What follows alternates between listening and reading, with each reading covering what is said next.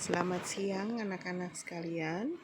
Kembali kita bertemu lagi bersama dengan Ibu Teli hari ini di tema 4 pelajaran bahasa Indonesia di subtema 1. Lama kita tidak berjumpa ya anak-anak, kurang lebih 1 bulan, dan hari ini kita kembali belajar bersama-sama kembali. Baiklah anak-anak, kita lanjut untuk pembelajaran hari ini. Apa yang akan kita pelajari? Materi pembelajaran kita hari ini adalah tentang mengulas isi buku dan menyebutkan tokoh-tokoh pada sebuah cerita. Dan pembelajaran ini tentu akan berlanjut tentang belajar tentang inti cerita dan kemudian bagaimana watak dari para tokoh. Tapi untuk hari ini kita akan belajar tentang mengulas isi buku sastra dan menyebutkan tokoh-tokoh pada sebuah cerita. Mengulas isi buku sastra. Pertama, kita harus ketahui terlebih dahulu apa itu sastra. Sastra adalah ekspresi pikiran dalam bahasa sebuah buku dan biasanya berisi satu atau beberapa cerita. Ya, sekali lagi, sastra adalah sebuah ekspresi pikiran dalam bentuk bahasa pada sebuah buku sastra dan biasa berisi satu atau beberapa cerita. Dan mengulas isi buku sastra adalah menjelaskan satu persatu hal yang dibahas di dalam buku. Jadi kalau kita mengulas, karena dalam pembelajaran pertama ini materi yang pertama adalah mengulas isi buku, maka apa yang dimaksud dengan mengulas isi buku? Mengulas isi buku sastra adalah menjelaskan, ingat, satu persatu hal yang dibahas dalam sebuah buku. Selain itu juga berarti menilai atau memberi pendapat tentang buku yang sudah kita baca. Jadi setelah menjelaskan, lalu kita menilai dan memberi pendapat terhadap buku yang kita sudah baca.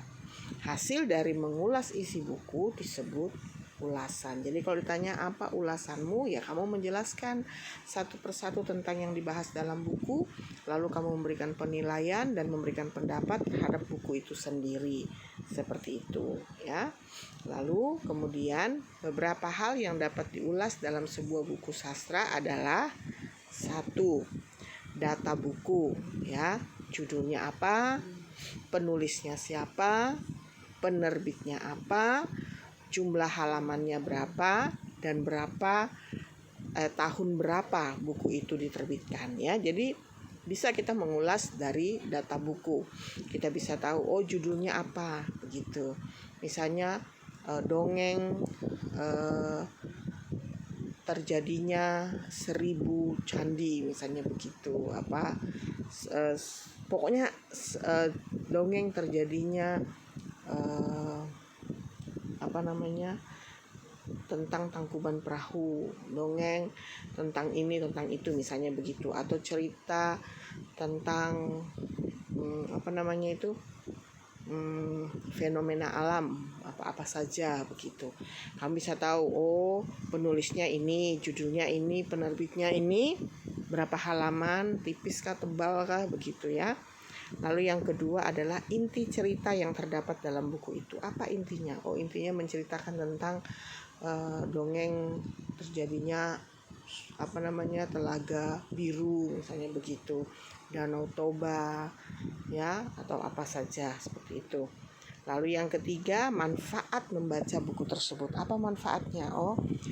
Kita bisa tahu pesan moralnya.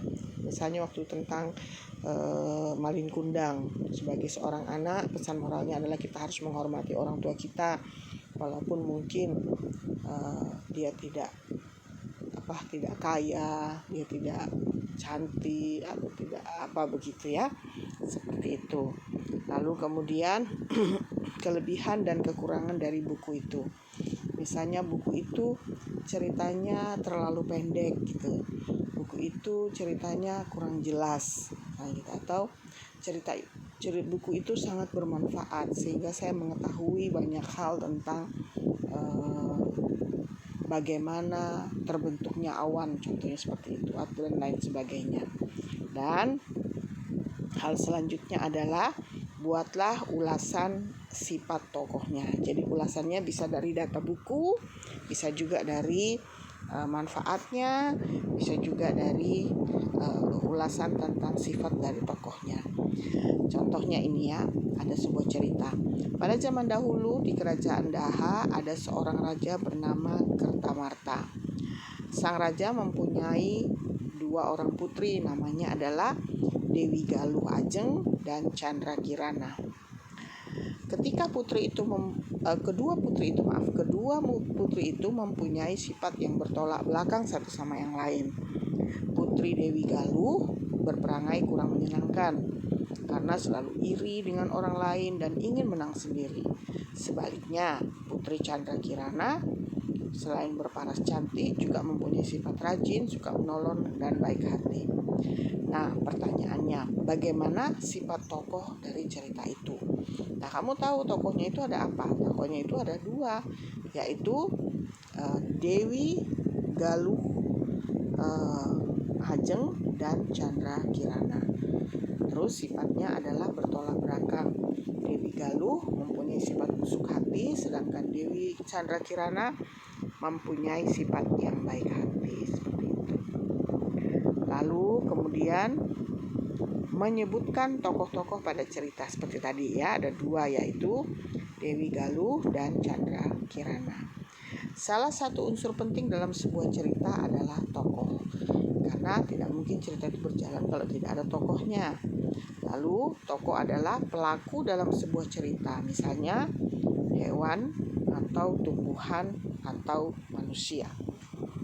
Berdasarkan perannya, tokoh dalam cerita dibedakan menjadi 2, yaitu tokoh utama dan tokoh pembantu.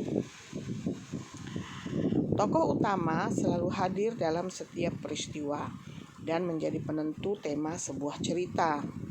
Sedangkan tokoh pembantu berperan untuk mendukung tokoh utama. Ya, seperti itu. Nah, contoh ini adalah Lalang seekor burung elang. Lalang adalah seekor burung elang yang tinggal di sebuah hutan, dan suatu hari Lalang baru saja menempuh perjalanan jauh. Ketika tiba di hutan, ia sangat terkejut karena melihat banyak pohon yang tumbang. Lalang bergegas mencari pohon tempat tinggalnya. Ia pun bertanya kepada Loreng, si harimau, "Di mana pohon tempat tinggalku?" Loreng menjawab dengan sedih, "Banyak manusia datang ke hutan dan menebang pohon-pohon di hutan. Mereka menebang habis pohon-pohon yang ada di sini." Lalang sangat sedih karena kehilangan tempat tinggalnya.